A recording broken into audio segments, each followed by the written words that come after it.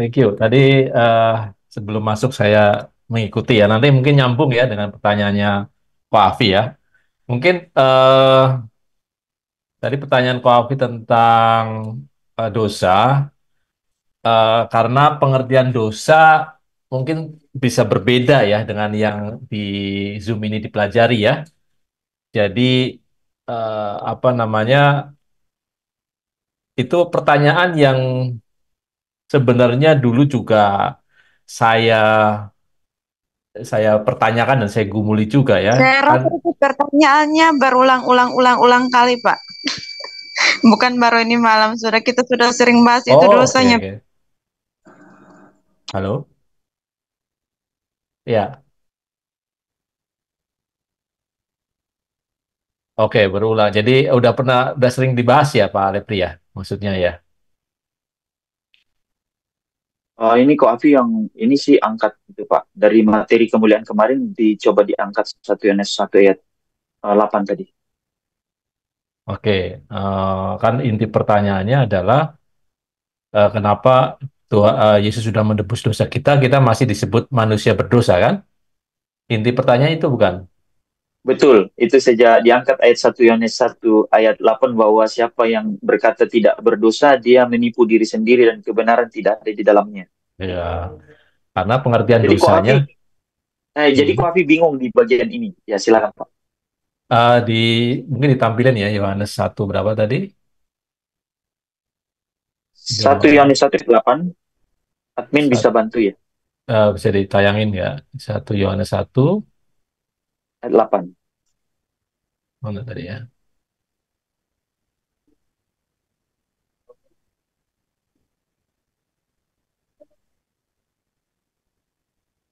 Jika kita berkata bahwa kita tidak berdosa, maka kita menipu diri sendiri dan kemudian tidak ada di dalam kita.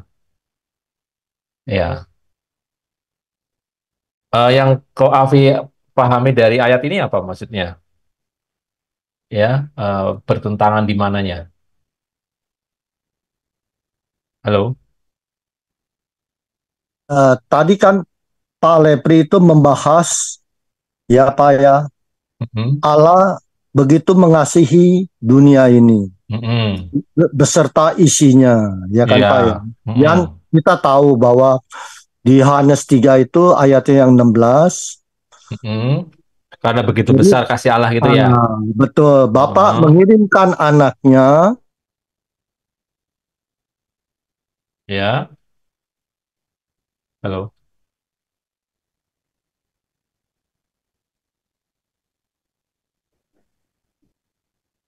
halo. Hmm. Jaringan kok Afi ya? Oke, pertanyaan ini mungkin disimpan Pak Lepri diingetin ya.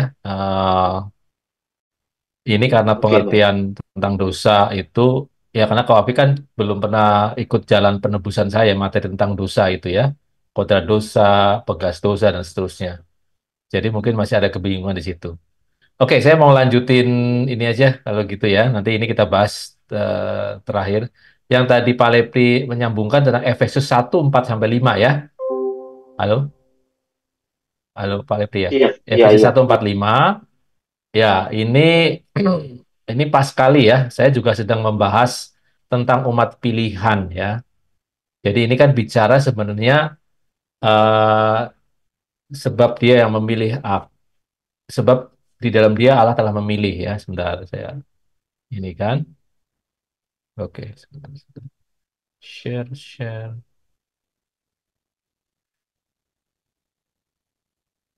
Oke.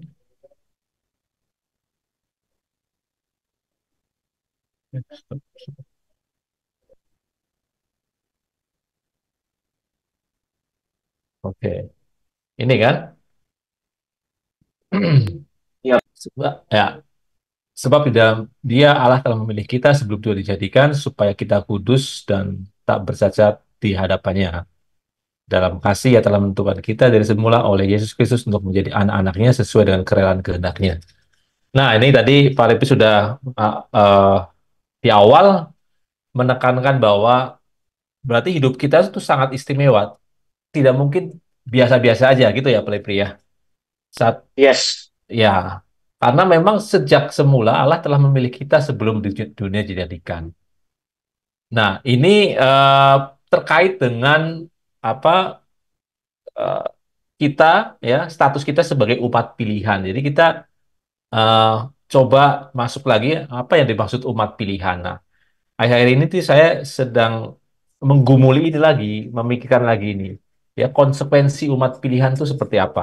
Ya, karena di ini di materinya, ya, materi di bagian 3 jalan selamat itu jalan keselamatan umat pilihan. Jadi kita harus tahu apa yang masuk umat pilihan dan predestinasi. Karena ini basic sekali, dasar sekali bagaimana kita melihat hidup kita, ya. Jadi untuk bisa sampai pada kesimpulan yang tadi Pak Lepri tekankan bahwa hidup kita tidak mungkin biasa-biasa saja. Karena sejak semula ya Allah sudah merancang ya satu satu kondisi kan sebagai umat pilihan itu. Nah, yang perlu diperhatikan ini sudah pernah kita bahas berulang kali yang dimaksud bahwa Allah telah memilih kita ini bukan berarti memilih kita untuk masuk surga, betul nggak? Ada yang berpikiran seperti itu, ya? Apa maksudnya memilih kita ini apa? Memilih kita itu memilih si A, si B, si C atau apa? Ya. Nah, Memilih eh, satu ya, halo, memilih satu umat yang sudah kita satu bahas. umat, betul. Ini kan satu keluarga, satu umat, ya.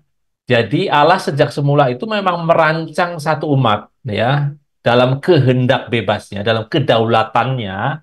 Allah menginginkan ya satu makhluk yang bisa mengimbangi dia untuk berkomunikasi ya, dan bahkan berkolaborasi. Jadi Allah ingin mengembangkan hidup yang ada pada di Allah untuk dimanifestasikan ke yang lain sehingga dia menciptakan satu umat yang tentu saja bisa mengimbangi ya sifat karakter Allah karena kalau tidak bisa mengimbangi ya seperti manusia dengan robot gitu ya.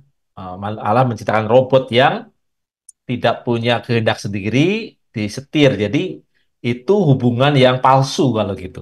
Ya, karena semua hidup, semua eh, keputusan, semua kehendak itu dari satu pihak saja. Ya. Jadi kata kuncinya di sini eh, Allah memilih kita itu sebagai satu umat apa? Umat apa? Umat yang kudus dan tidak bercacat di hadapannya. Ya, Eh, dalam kasih, ya ia telah menentukan kita dari semula oleh Yesus Kristus untuk menjadi anak-anaknya sesuai dengan kerelaan kehendaknya. Jadi dari semula eh, Allah sebenarnya sudah merancang satu apa ya supaya umatnya itu menjadi umat yang sesuai dengan kehendaknya. Allah sudah merancang namanya sebagai pokok keselamatan ya, sebagai aitios. Nah, aitios itu adalah sebagai panduan, sebagai model supaya manusia-manusia eh, se setelahnya itu bisa mencontoh, ya, mencontoh. Nah, nah sosok pertama yang sebenarnya dikehendaki Allah kan untuk menjadi model itu kan eh, Adam ya, Adam sebagai Adam pertama ya, sebagai model sebenarnya manusia untuk mencontoh bagaimana seharusnya manusia yang sesuai dengan kehendak Allah. Tapi Adam gagal. Nah, makanya ada Adam terakhir, yaitu Tuhan Yesus yang menjadi model kita yang sempurna. Nah, ini kita tidak bisa memahami 100% ya apa yang sudah dirancang oleh Allah, tapi yang dikatakan Alkitab bahwa sejak semula memang Allah menginginkan umatnya ini ya, satu umat yang benar-benar bisa berkomunikasi secara sempurna dengan kita. Nah, ini tadi kalau dikatakan betapa kita itu istimewa menjadi umat pilihan, jangan mengarah pada bahwa otomatis kita pasti sudah menjadi umat yang terpilih, umat yang pasti bisa berkenan di hadapan Tuhan dan bisa dimuliakan atau masuk ke dalam kerajaannya. Jadi bicara umat pilihan, oh Allah, Allah telah memilih kita sebagai umat pilihan itu adalah bicara soal kesempatan sebenarnya ya, kesempatan yang ini yang berulang kali. Jadi Bapak Ibu ya, kita bisa sangat bersyukur, bisa sangat menghargai ya adanya kesempatan ini ya kalau kita memang memahami apa yang Tuhan sudah sediakan. Dan materi kemuliaan itu kan membahas ke situ, apa yang sebenarnya Tuhan sudah sediakan ya, yang akan kita alami nanti. Betapa berharganya, betapa mulianya, betapa luar biasanya, tidak tertandingi oleh apapun juga. Semakin kita memahami yang akan terjadi, tujuan tujuan kemuliaan itu yang memang belum terjadi secara penuh sekarang, tapi kalau kita memahami, kita bisa melihat horao ya, melihat dengan pikiran kita, melihat dengan hati kita, eh, tidak bisa melihat dengan mata jasmani, belum ya. Tapi kita horao melihat dengan mata batin kita akan benar-benar apa namanya bersyukur kita punya kesempatan yang luar biasa ya, kesempatan yang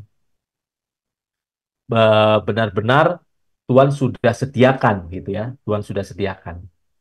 Jadi kesempatan ini ya, namanya kesempatan itu bisa menghasilkan, bisa juga tidak, bisa menjadikan apa satu hasil, bisa juga tidak ya. Kalau kita diberi kesempatan misalnya seorang anak yang tidak mampu dibiayai sekolah gitu dapat beasiswa ya. Sebenarnya beasiswa itu tidak otomatis menjamin dia lulus menjadi sarjana kan, tapi beasiswa itu memberi dia kesempatan untuk bisa mengalami atau berproses belajar di sekolah di perguruan tinggi yang pada akhirnya bisa menjadi seorang sarjana ya. Jadi kalau kita lihat ya, kalau kita bisa melihat itu, kita akan bisa sangat-sangat bersyukur ya.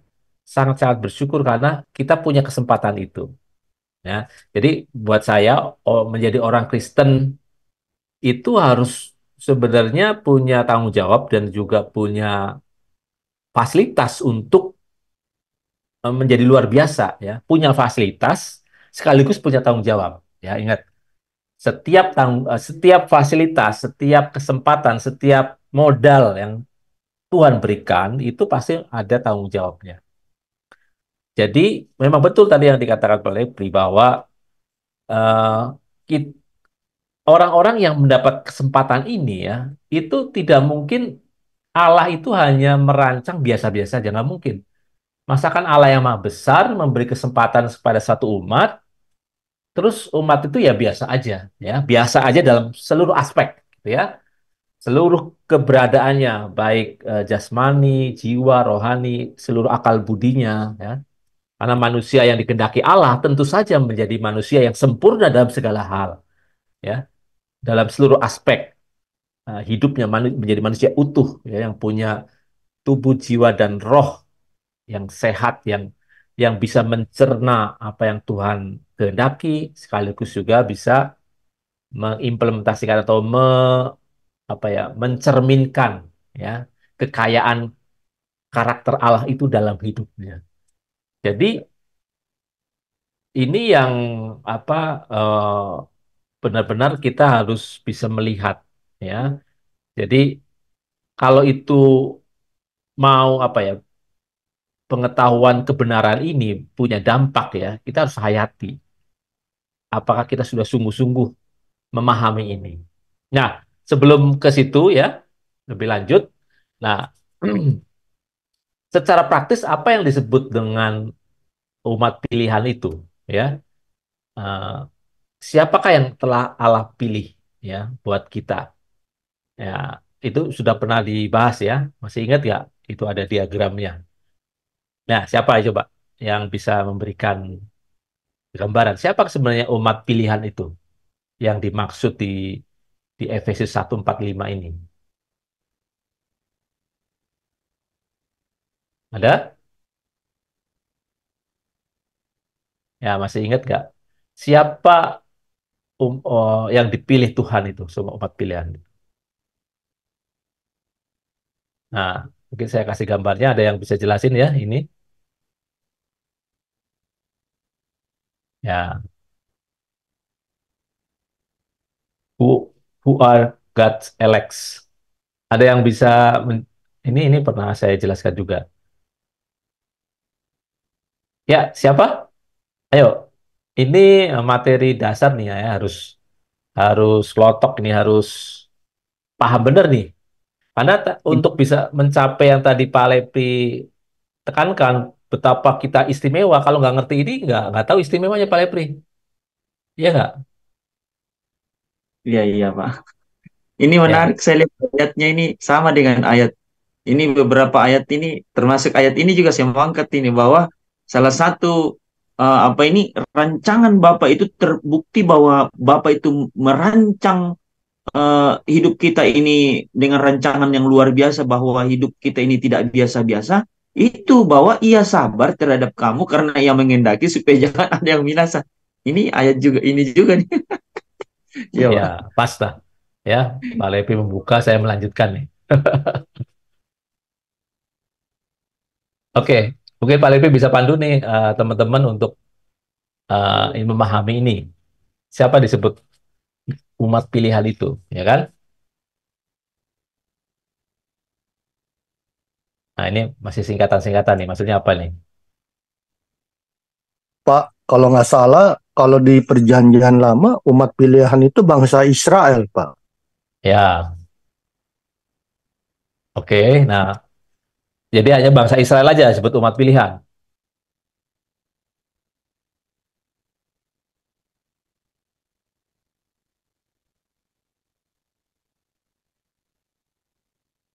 Yang ini mengacu ke ini ya Pak Afi ya. Tadi yang ayatnya Pak Lepri tadi itu ya. Ini. Sebab di dalam dia Allah telah memilih kita sebelum dunia dijadikan supaya kita kudus dan bersih di hadapannya. Allah telah memilih kita. Ya, ini umat pilihan. Mengacu ke Efesus 1:45.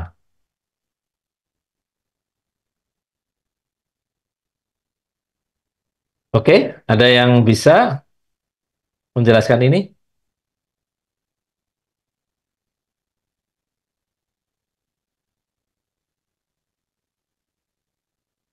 Ayo, jangan ragu-ragu. Ya, mungkin Pak Lepri yang pilih aja deh. Siapa Pak yang mau jelasin nih? Mungkin nggak pakai grafik ini, Pak, karena memang mungkin agak susah Ya, mereka ya, boleh. terjemahkan. Terserah. Bapak Ah, mungkin bisa, Pak. Silakan, Pak. siapa aja? Tanpa nih, Bapak Tadus bisa mungkin ya. Siapa umat pilihan itu?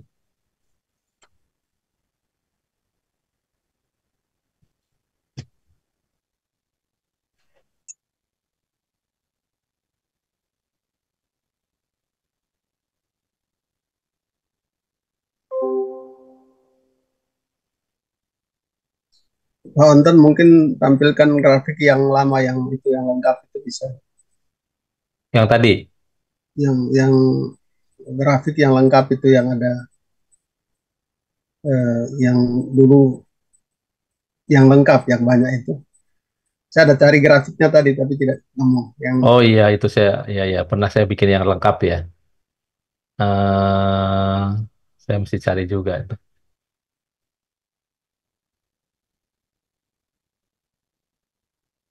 Ya, saya pernah bikin yang versi lengkapnya ya. Hmm, nggak nggak apa-apa, nggak usah pakai grafik, nggak apa-apa, Pak Tadus. Sebenarnya dari grafik ini sudah cukup sih sebenarnya ya. ya, jadi umat pilihan itu dimulai dari eh, karena Tuhan ingin satu umat yang bisa eh, respon kepada kasihnya dan juga bisa berkolaborasi dengan Allah sendiri, maka dimulailah dengan Adam dan Hawa diciptakan di situ. Tetapi karena Adam dan Hawa gagal, maka Tuhan punya rancangan untuk satu umat pilihan umat pilihan itu uh, terus rancangan Tuhan itu supaya sampai pada menemukan satu umat yang bisa betul-betul merespon atau kepada rancangannya atau rencananya sejak semula, yaitu dari Adam dan Hawa gagal, maka lalu dipilihlah ada datang kepada Nuh, yaitu ketika Nuh dipilih dengan keluarganya, lalu seluruh manusia yang ada di situ tidak taat dan datangnya musibah air bah, maka umat pilihan dari yang Tuhan inginkan itu yaitu Nuh ya dengan keluarga diselamatkan. Tetapi dalam perjalanannya itu maka Allah terus merancang sampai kepada masa Abraham dan juga dari keturunan Abraham itulah maka dipilih satu umat pilihannya itu Israel keturunan daripada Yakub, lalu perjalanannya sampai kepada penebusan Kristus. Nah, di dalam perjanjian itu perjanjian yang lama, Pak Anton, di dalam perjanjian baru adalah satu umat di mana yang merespon kepada apa yang dirancang oleh Tuhan lewat penebusan Kristus, ya. Jadi yang satu umat yang betul-betul merespon kepada penebusan Kristus, di mana mereka atau umat-umat yang menerima penebusan Kristus yang merupakan jalan pendamaian Yesus sebagai jalan pendamaian, maka umat itu mendapatkan apa ya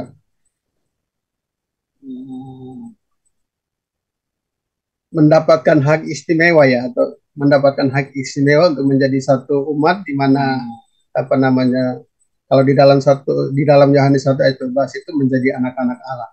Nah, dan dalam perjalanan itu dalam perjalanan itu ketika kita merespon kepada penebusan Kristus kan tidak berhenti atau kita sudah belajar tentang jalan keselamatan tidak berhenti tapi itu merupakan satu perjalanan dan tidak berhenti sampai di situ dan sampai kita mencapai rancangan Allah yang sesungguhnya itu kita ada di dalam pemulihan bersama dengan Kristus. Itu sedikit gambaran dari saya karena saya lupa grafiknya untuk menjelaskan. Terima kasih. Oke, tadi yang disampaikan Pak Tadus itu terkait dengan gambar ini ya, jalan keselamatan ini kan. Iya, Pak Tadus tadi menceritakan Betul ya. flow ini ya. Oke, tapi kalau mengacu ke Efesus 1 tadi ya, itu kan umat pilihan tuh umat yang benar-benar apa yang punya kualifikasi seperti apa, Pak Tadus? Umat umat yang tidak bercacat celah tadi yang di Efesus 1. Kita kan bicara umat pilihan mengacu ke Efesus 1 4 sampai 5 itu kan. Kan umat yang bisa masuk ke Yerusalem baru kan, rumah Bapa, betul nggak? Ya, betul. Betul kan, Yerusalem baru rumah umat Bapa. yang masuk ke Yerusalem baru. Nah, ini syarat masuk ke sini adalah umat yang gimana? Yang mengalami ini kan? Dibenarkan, kudus, mulia. Ya, benarkan kudus mulia itu syaratnya apa untuk bisa dibenarkan, dikuduskan, dimuliakan? Syaratnya pasti harus mengaku menerima Yesus. Iya, terima Yesus. Jadi patokannya umat pilihan itu pasti garisnya itu adalah sikap mereka terhadap Yesus, betul nggak? Sikap mereka terhadap Yesus sebagai model manusia sempurna, model umat pilihan ya, yang kudus, tidak bercacat celah, betul nggak?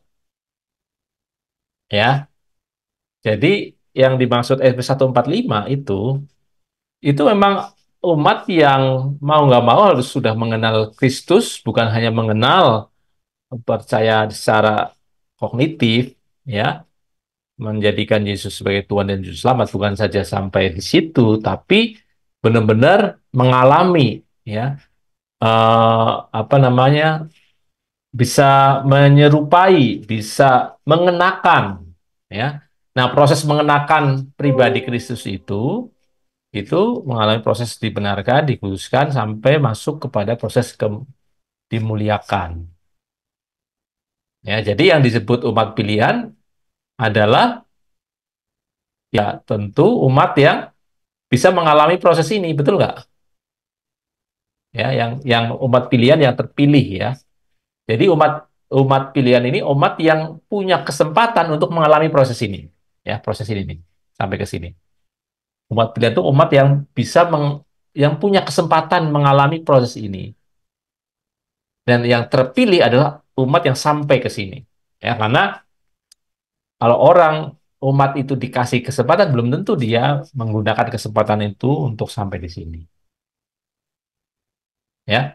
Jadi nangkep ya. Jadi yang tadi Pak Tadus makan itu mulai dari Adam Hawa, ada tokoh-tokoh perjanjian lama, itu umat pilihan nggak? Oh, Israel juga umat pilihan. Iya, itu umat pilihan, rangkaian ya jalan keselamatan.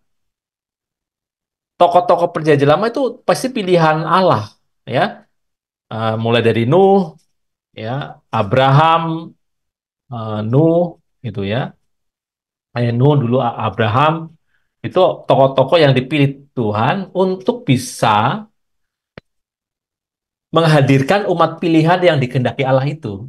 Jadi kalau saya pakai bahasa saya ya, tokoh-tokoh perjanjian lama ini dan bangsa Israel adalah eh, tokoh-tokoh pilihan, umat pilihan Allah ya, untuk menghasilkan umat pilihan yang kekal, yang ultimate, paling tinggi. Jadi ini orang-orang pilihan yang Allah pilih untuk bisa memastikan terbentuknya umat pilihan yang dikehendaki Allah secara sempurna. Ya, karena prosesnya begitu panjang, begitu apa nggak sederhana ya. Allah tidak menggunakan kedaulatan mutlaknya untuk langsung membentuk umat pilihan itu seketika atau nggak perlu pakai proses sejarah yang panjang ya, karena Allah ciri umat pilihan ini ya dia punya kualifikasi karakter Allah itu muncul dari dirinya sendiri yang berproses, bukan karena di drop, dikasih, dimetrekan atau dibentuk langsung hasil akhirnya sempurna oleh Allah, tidak. Tapi yang dimaksud umat pilihan ini umat yang benar-benar secara sadar dari dirinya sendiri meresponi kesempatan proses ini dan mau menjalani sehingga akhirnya menang, ya menang dalam mengerjakan keselamatannya itu.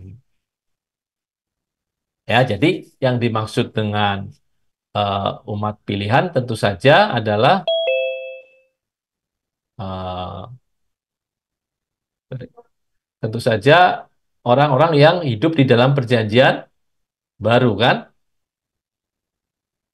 betul nggak? Ya, umat pilihan itu pasti ada di di dalam perjanjian baru, ya. Eh, tapi tidak semua umat di perjanjian baru itu disebut umat pilihan sesuai dengan Efesus 1 tadi. Tapi umat yang tidak mendengar Injil, ya, tidak mendengar Injil itu tidak punya kesempatan, betul nggak? Ya, orang hidup setelah zaman Yesus, ya, tapi tidak mendengar Injil, misalnya di pedalaman Tibet, pedalaman mungkin Papua dulu, pelosok itu nggak pernah mendengar Injil, dia nggak punya kesempatan menjadi umat pilihan. Ada juga sekelompok orang yang mendengar Injil yang salah, ya, dia mendengar Injil tapi Injilnya salah, ya, eh, tidak membawa kepada kebenaran seutuhnya, ya, ada teologi-teologi yang menyimpang, misalnya diajarkan tentang Injil kemakmuran gitu ya, tidak atau mendengar atau lebih ekstrim lagi didoktrin bahwa ya apa namanya orang Kristen itu eh, apa namanya tidak mungkin Allah punya anak dan seterusnya gitu ya. Jadi eh, punya persepsi salah terhadap Tuhan Yesus gitu ya. Dianggap Tuhan Yesus itu manusia biasanya seperti sama gitu ya. yang tidak mungkin bisa membawa keselamatan dan seterusnya. Nah, ini kelompok ini yang ada di sini itu pasti tidak punya pilihan, ya, untuk terpilih gitu. Tidak punya kesempatan, ya, tidak punya kesempatan. Kemudian mungkin juga dia mendengar Injil, ya benar, tapi dia punya disability, ya, cacat atau ketidakmampuan secara psikis maupun jasmani gitu. Sehingga dia tidak bisa mencerna Injil yang diterimanya, walaupun Injil itu Injil sejati yang memuat kebenaran sejati yang memang benar-benar diajarkan Yesus, tapi dia tidak punya kemampuan mencerna. Ya, misalnya orang yang menderita Down syndrome gitu, ya, Down syndrome itu eh, ada di area ini, dia tidak mungkin bisa mencerna kebenaran secara utuh gitu ya, sehingga tidak punya kesempatan full gitu menjadi umat pilihan. Nah, yang terakhir adalah ini umat umat pilihan yang mendengar Injil yang benar, punya kemampuan psikis, jasmani, rohani yang benar, ya ada di area sini. Tapi yang sampai kepada Yerusalem baru adalah yang ini ada tanda cintanya ini, yang meresponi secara benar gitu. Ya, jadi ada orang-orang yang dia mendengar Injil, ya, tidak termasuk golongan tidak mendengar Injil, tapi dia mendengar Injilnya benar, sejati, dia punya kemampuan, ya.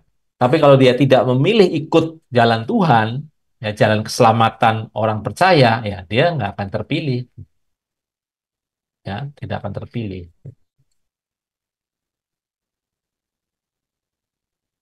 Nah, eh, bukan berarti umat umat bukan umat pilihan itu masuk neraka, ya, bukan berarti. Yang tadi dari gambar tadi kan eh, apa orang yang dosa semua manusia sudah ditebus, ya ditebus. Nah itu tadi yang menyinggung pertanyaan Avi juga, ditebus, eh, itu yang ditebus yang sudah diselesaikan apa, ya, yang diselesaikan itu adalah akibat hukuman dosa. Jadi kalau Tuhan Yesus kemarin kita yang merayakan Paskah itu, ya, perjalanan otomatis kita ke neraka, ya, yang sesuai dengan hukumnya upah dosa adalah maut, itu udah bisa dihentikan, di stop, ya, di stop untuk bisa diberi pilihan kepada manusia. Jadi manusia tidak otomatis akan dihakimi, apa, akan otomatis meluncur ke neraka, tapi bisa mendapat kesempatan untuk dihakimi. Nah, kesempatan dihakimi itu berdasarkan apa? Berdasarkan hati nuraninya buat orang-orang yang belum mendengar Injil. Jadi di sini kita lihat bahwa apa, eh, Allah benar-benar adil gitu ya. Di si 2 Petrus 3:9 itu benar-benar Allah tidak lalai terhadap janjinya dan ia menghendaki supaya jangan ada yang binasa, melainkan semua berbalik dan bertobat. Ya. Nah, sebenarnya target utamanya adalah pasti yang ada di area ini, yang mendengar Injil tapi meresponi dengan sungguh-sungguh, ikut Tuhan Yesus secara 100%, ya, itu sebagai yang puncak yang akan meraih kemuliaan. Tapi Allah dalam kebijaksanaannya, inilah fungsi Tuhan Yesus datang ke dunia, dia menyelesaikan akibat dosa itu, ya. Makanya dikatakan bahwa kalau kita sudah ditebus Tuhan Yesus, kenapa kita masih disebut orang berdosa? Ya, konteks dosanya di mana? Ya, konteks dosa disebut kita masih orang berdosa, artinya yang tadi Pak Levi sebutkan, kita adalah orang berdosa, artinya orang yang masih meleset. Ya, dosa itu kan hamartia. Ya, kita ditebus, dosa kita itu adalah ditebus dari kebinasaan kekal, tidak meluncur langsung binasa kekal masuk ke neraka, tidak. Ya, itu dihentikan, ya, kita bisa masuk ke pengadilan, akan bisa diadili, karena kalau tidak ada Tuhan Yesus yang menebus dosa, ya nggak ada pengadilan Tuhan. Apapun yang kita kerjakan, kita lakukan, itu pasti akan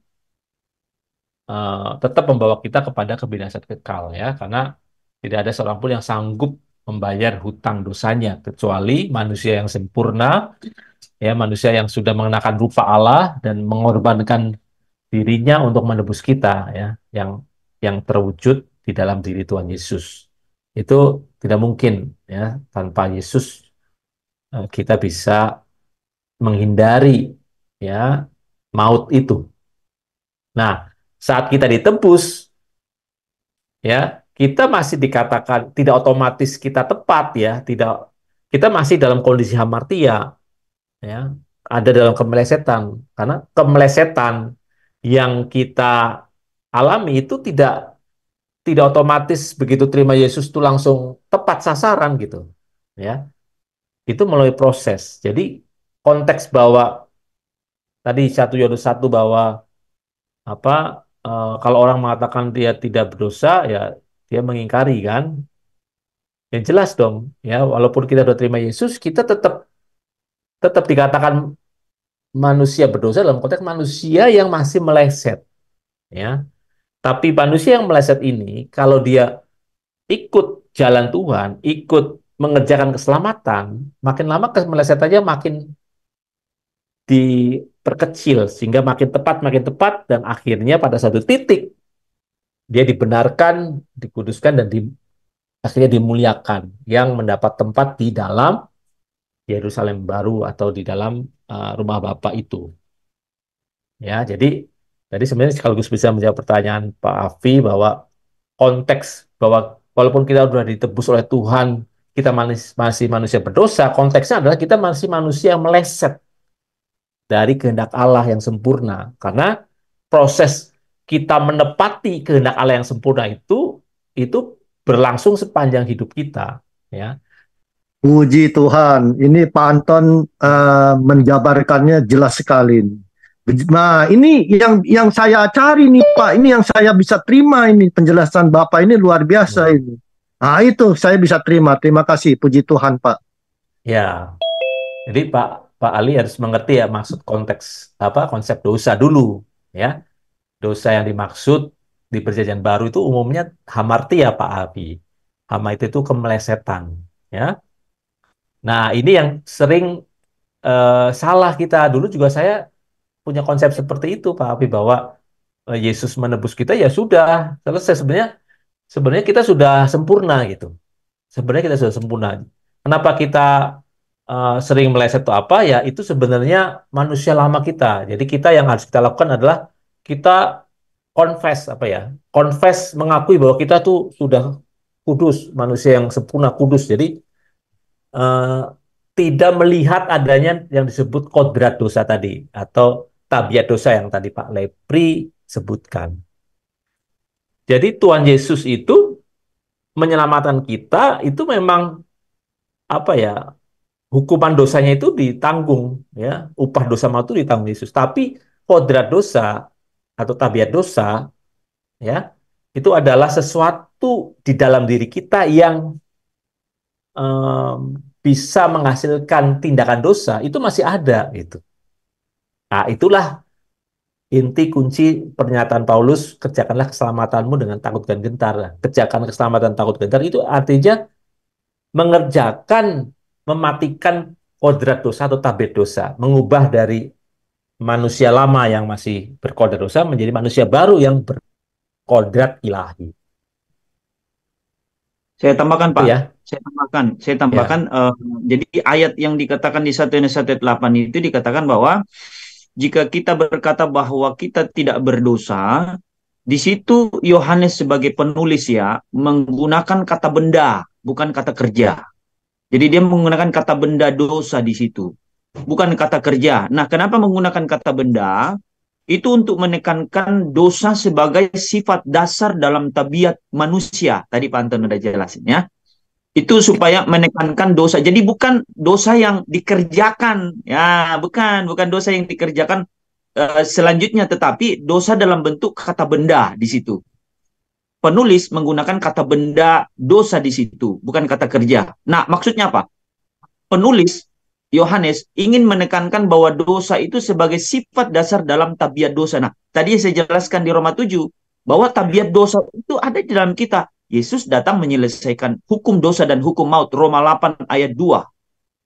Ya, Roma 8 ayat 1 dan 2. Yesus datang menyelesaikan hukum dosa dan hukum maut.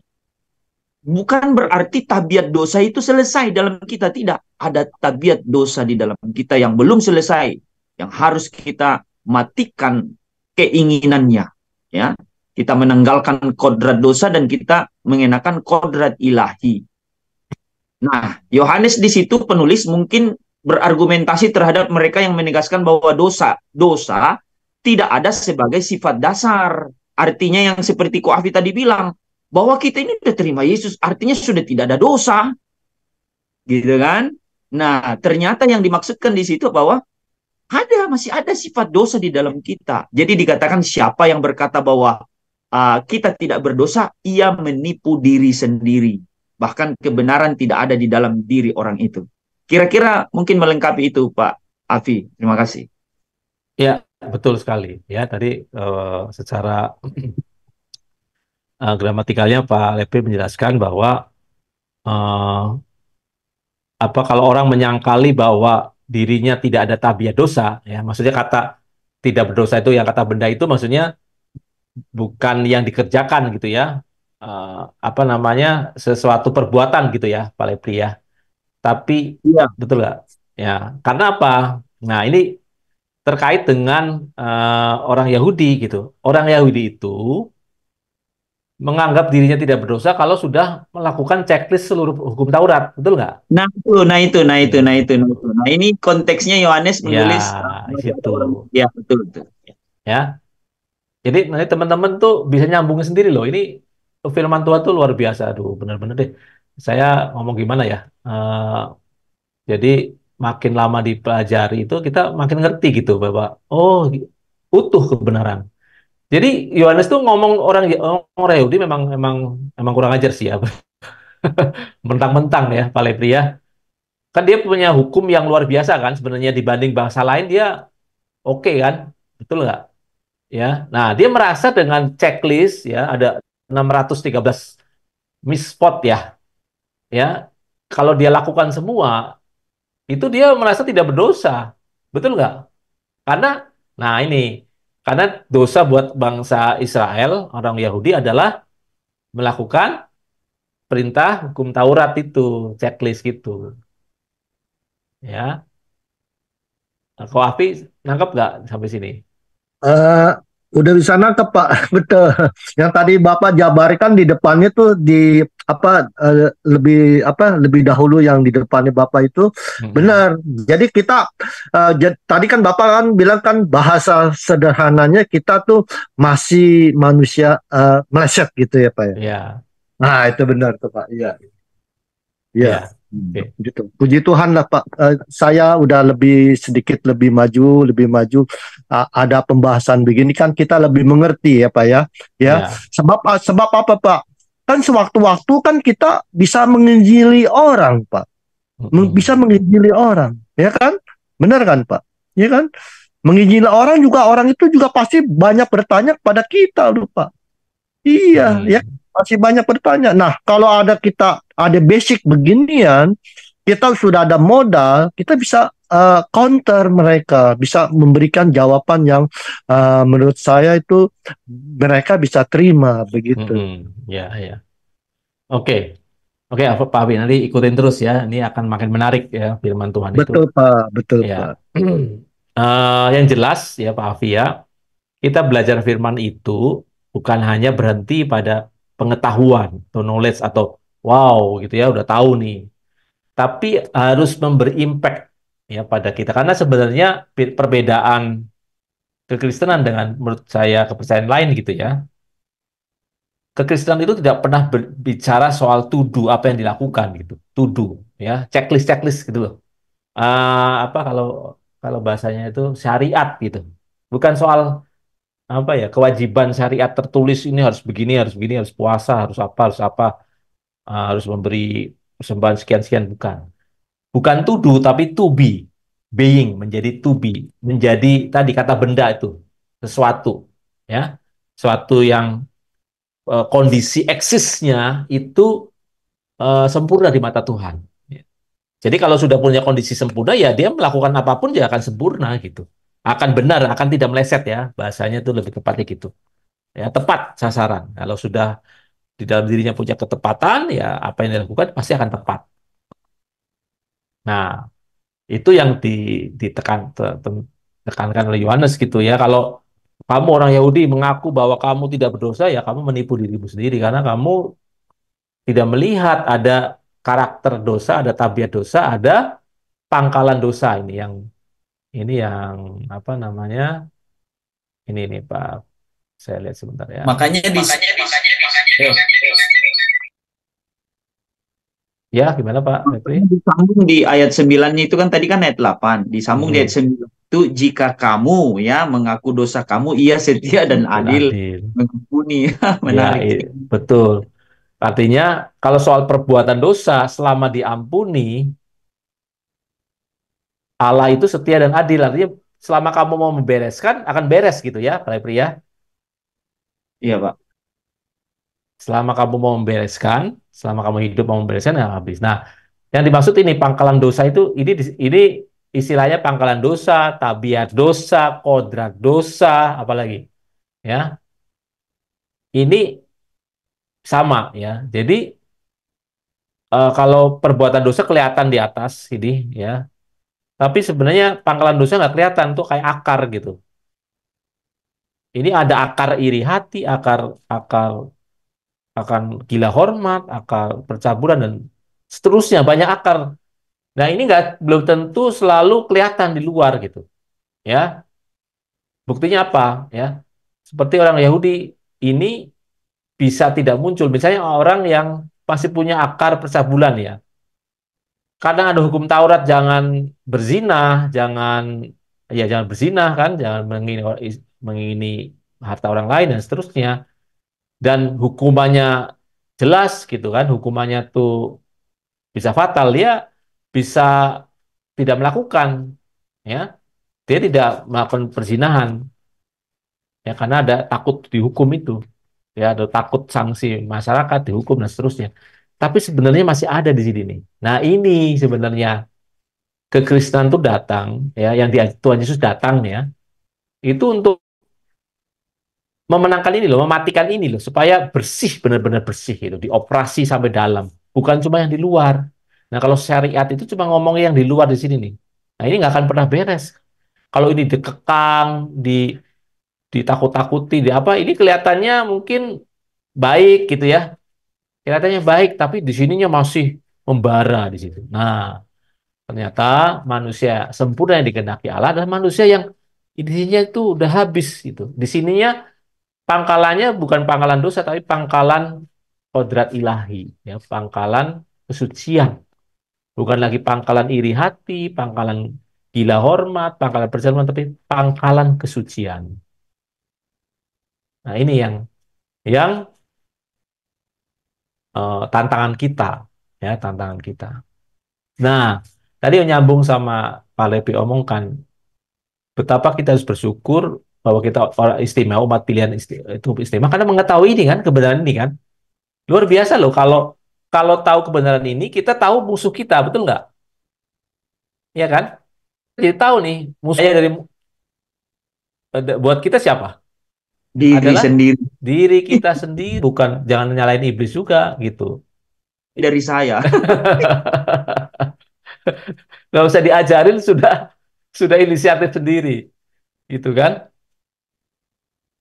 ya Efesus 4:27 nih jangan beri kesempatan kepada iblis gitu ya iblis itu sudah nggak punya istilahnya itu nggak punya kuasa sebenarnya kecuali kita kasih gitu kita kasih kesempatan ya dia akan bisa ambil ya nah kesempatan itu topon ya jangan membuat pangkalan jangan membuat topon pangkalan dosa ini ngomong terus terang ya ngomong gampang ya tapi eh, aduh, prakteknya ini luar biasa.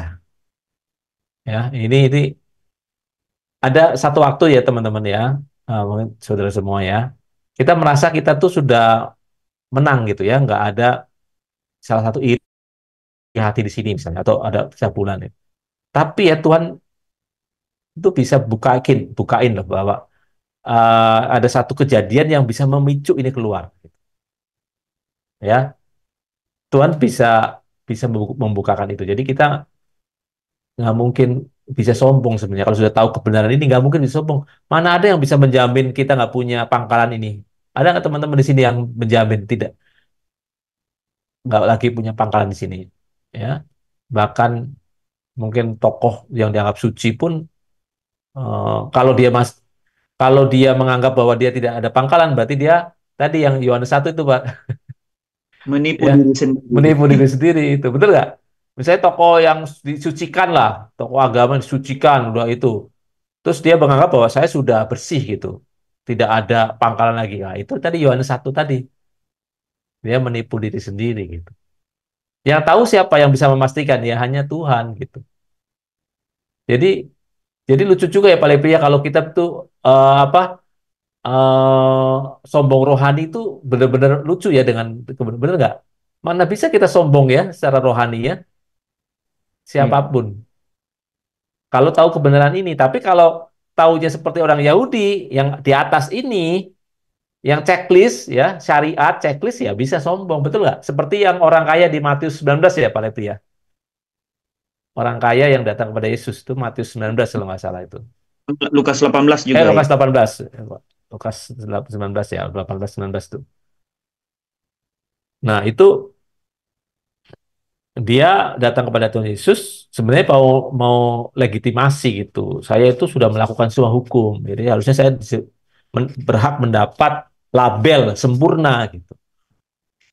Tuhan Yesus tidak membantah loh kalau dia itu sudah melakukan checklist sebagai orang Yahudi yang taat gitu. Enggak. Tapi Tuhan Yesus naikin level atau naikin standarnya. Kamu benar-benar dianggap sempurna kalau kamu bisa eh, membuang semua dan ikut Yesus gitu. Akhirnya sampai ke level ini nih, nggak ada pangkalan lagi, nggak ada yang disisakan, nggak ada yang disisakan dalam hidup gitu. Oke, ini mungkin sampai situ dulu deh dari saya. Ini masih nanti lanjutin minggu depan ya soal umat pilihan ini. Oke, Pak Lipri, silakan Pak Lipri. Ya, teman-teman kita tutup dalam doa. Di situ kita diskusi bagi ini ya. Penting. Ya, oke, kita doa dulu ya. Tuhan Yesus, kami bersyukur Engkau hadir di tengah-tengah kami. Engkau memberikan kami pengertian melalui Roh-Mu yang kudus, sehingga setiap kebenaran malam hari ini boleh kami mengerti dan pahami, dan tolong kami untuk kami hidup di dalam setiap kebenaran firman-Mu. Tolong kami supaya kami sungguh-sungguh menyadari bahwa setiap kami ada tabiat dosa yang harus kami berjuang untuk mematikannya itu. Dengan cara kami harus selalu bersekutu dengan Tuhan, karena hanya Tuhanlah yang mengenal hati kami yang paling dalam.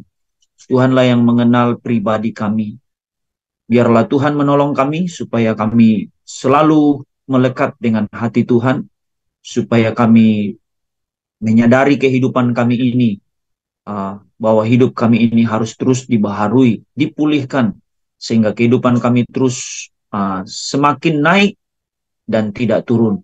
Artinya bahwa kami semakin bertambah-tambah di dalam kepenuhan akan Kristus Yesus Tuhan kami.